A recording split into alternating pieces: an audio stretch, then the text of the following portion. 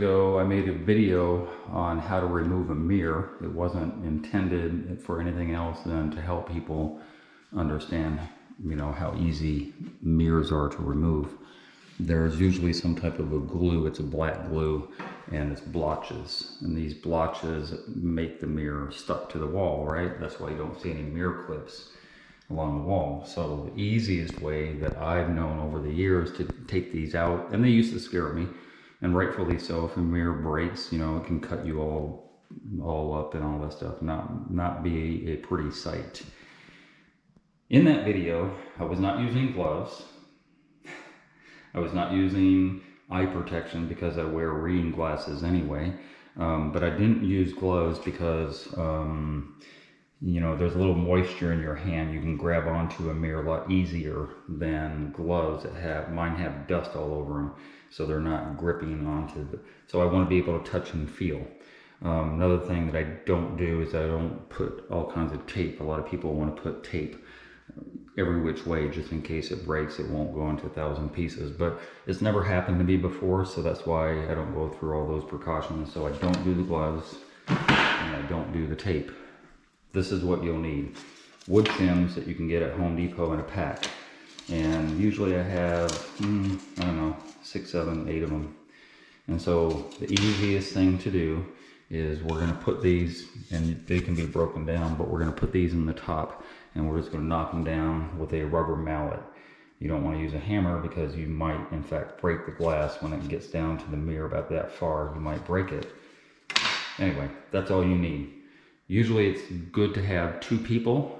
This is a relatively small mirror. It's only about maybe 3 foot across by about 4 foot, so I'm not too concerned about having 2 people in this case.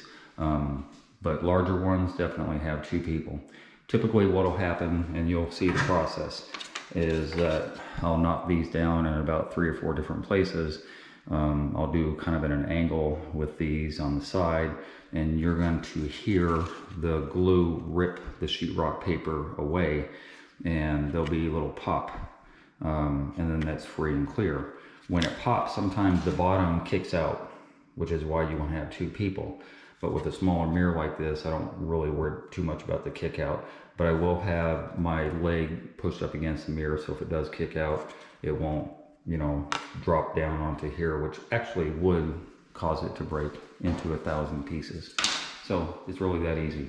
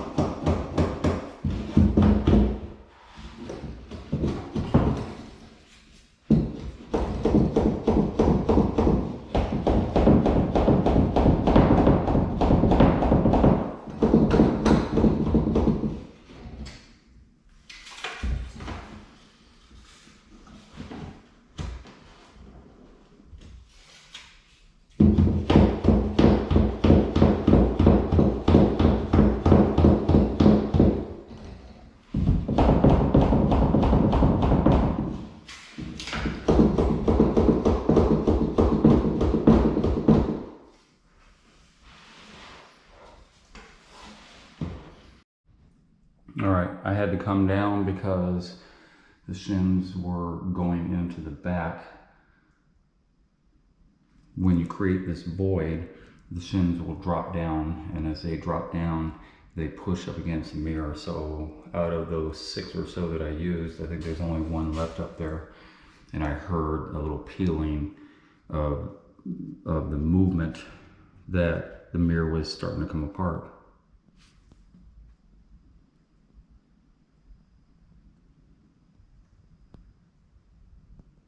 I'm listening for it again. But yeah, I started to hear that. So don't be surprised when all your shims disappear behind the mirror. In fact, that's a good thing. And if I had more with me right now, I would go ahead and drop a whole bunch more down inside of there. Because as they drop down, they facilitate pushing the mirror out. And then you'll hear the disadhesion of the glue from the paper. And that's when sometimes the bottom kind of bumps out. But you can see where that glue is kind of disadhered from the mirror. They put it up here pretty good. This is probably one of the harder ones that I've taken down. But I wanted to make sure it was down here at the bottom, so when it started. But I'm going to go back up to the top. Once you get to the point where you can get your fingers in there, which I can now, then you can slowly pull on either end, and it usually just comes loose. Let's see.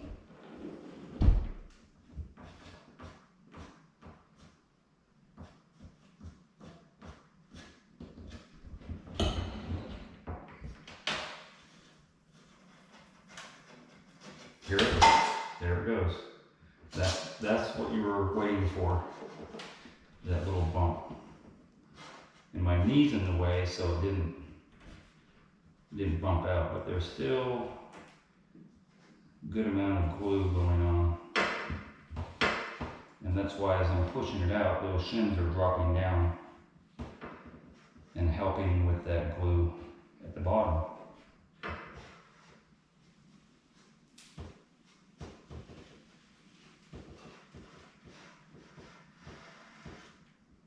It is not a fast process. And then I can come over here. Feels like it's being caught up on the edge.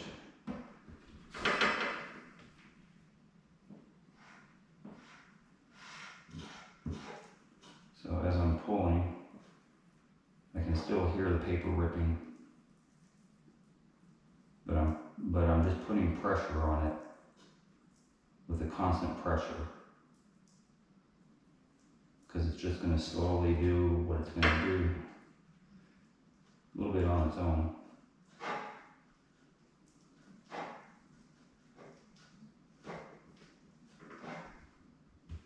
Now there is a gap on this mirror at the backsplash.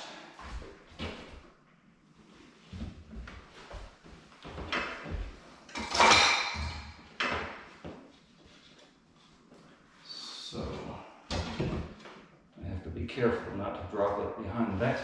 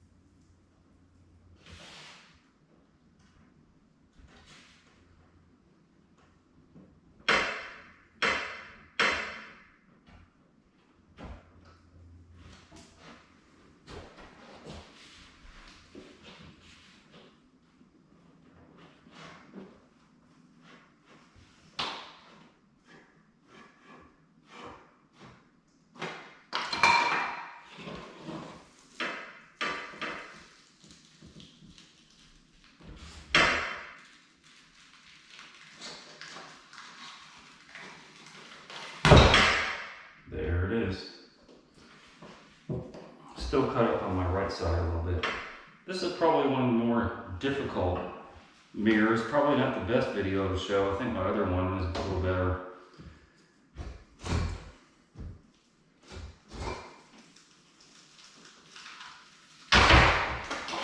And that's why you want to have a second person, just in case it bumps out from the bottom and hits this solid surface. As I said, this is probably one more difficult as far as there's a lot of glue back here. So I'm going to put the other one, which was a little better, a little more succinct. I'll put that in the description down below. That's it. Then it's going to lean against the wall and I can take it off the counter. Better to have two people.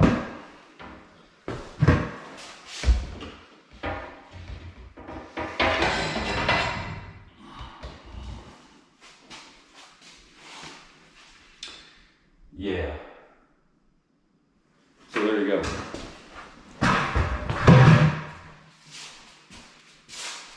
They used an inordinate amount of thickness of glue because look at the backsplash on here. It's got a pretty good gap and that mirror could have easily slid back there. And that's why they use extra glue on here, which is why it took so much more time to get off. But yeah, all my shims just dropped down and facilitated bumping this out. And, you know, relatively easy. Some of you are asking why I didn't take the light down, because sometimes the light will help me so the mirror doesn't fall over if, for whatever reason, I'm not holding it at the time. So I usually like to leave the light up. But there you go. Sorry that was a little tenuous.